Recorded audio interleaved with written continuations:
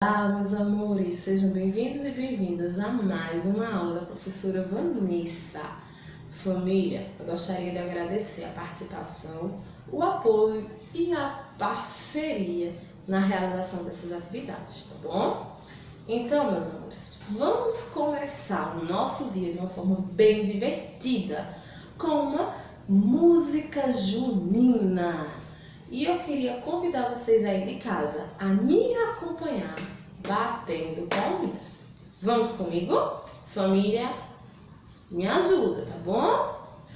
Fogo, fogueira vermelha, São João, balão e bandeira. Fogo, fogueira vermelha, São João, balão e bandeira.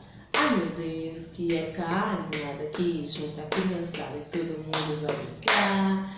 Tem forró, diversão, alegria, comida boa, pamonha, arroz, doce e usar. Fogo, fogueira vermelha, São João, balão e bandeira. Fogo, fogueira vermelha, São João, balão e bandeira. Ei, muito bem, turminha! Muito bem, parabéns e obrigada pela alegria de vocês. E hoje a nossa atividade vai ser sobre, a fogueira.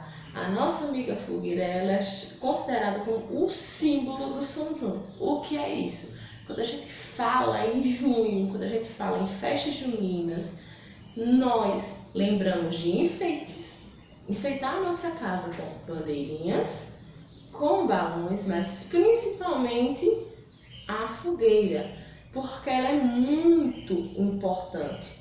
Além de enfeite, além de servir de enfeite, ela é importante, pessoal, porque ela serve para aquecer, e nessa época de junho faz muito frio.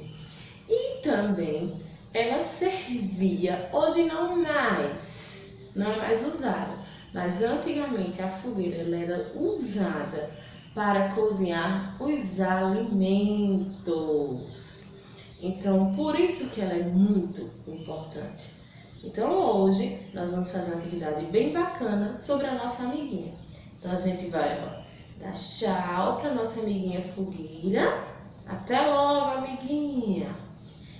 E daqui a pouco a professora volta para explicar a atividade, tá bom? Então corre lá e pega o material que a mamãe e o papai pegou na creche. Até mais!